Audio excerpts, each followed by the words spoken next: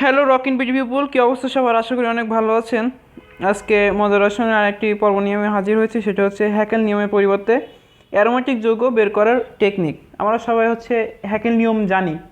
So Haeckel নিয়মের পরিবর্তে একটা সহজ একটা নিয়ম আছে, সেটা আপনাদের কাছে সহজ মনে হবে কিনা আমি জানি না, তবুও এই অ্যারোমেটিক যৌগ বের করার একটা নতুন একটা টেকনিক আপনারা জেনে রাখুন। তো চলুন আমরা সরাসরি ভিডিওতে চলে যাই। অ্যারোমেটিক যৌগ বের করার একটা সুন্দর টেকনিক, সেটা হচ্ছে হ্যাকেল নিয়মের পরিবর্তে অ্যারোমেটিক যৌগ বের করার একটা সুন্দর টেকনিক রয়েছে। আশা করি কাজে লাগবে আপনাদের। এখানে হচ্ছে এন সমান x-1/2, বুঝছেন?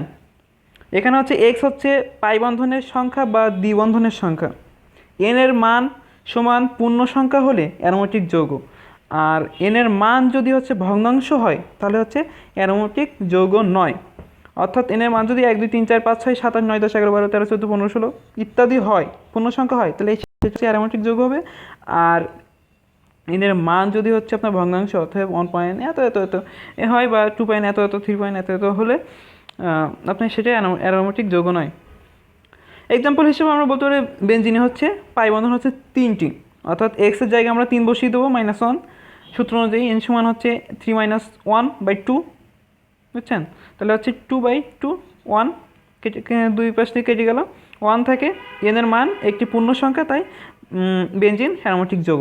সো গাইস, একটা বিষয় আপনাদের বলে, এই ভিডিওটা আপনারা বেশি না 5 বার দেখবেন, দেখবেন যে আপনার ইনশাল্লাহ হচ্ছে এই নিয়মটাও খুব ভালো করে আপনি শিখে যাবেন।